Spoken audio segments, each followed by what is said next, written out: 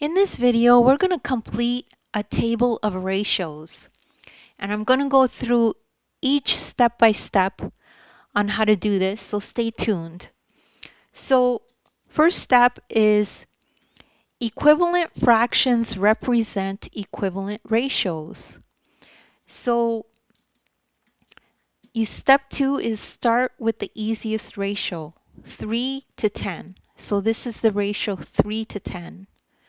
Okay, so we're trying to find what this number is, the missing number, and we know that the equivalent fractions represent equivalent ratios. So now we go into step 3.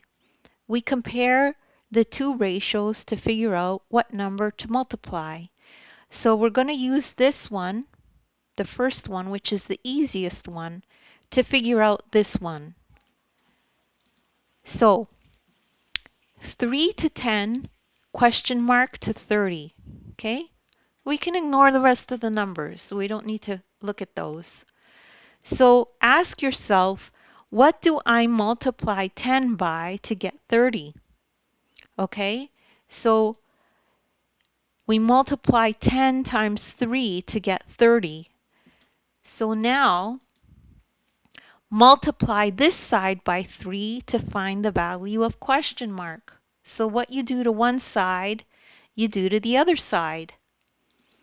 So now I'm going to multiply this 3 times 3. So that equals 9. The missing number is 9. And that's it. And that's how you do this problem. And don't worry if you don't understand this right away. There's nothing wrong with repetition. And practice makes improvement. And if you need extra help, take a look at the description. I have links there to other videos of mine that I've done that are like this. As well, you could download the ebook and you could follow along in the ebook this exact lesson as you watch the video.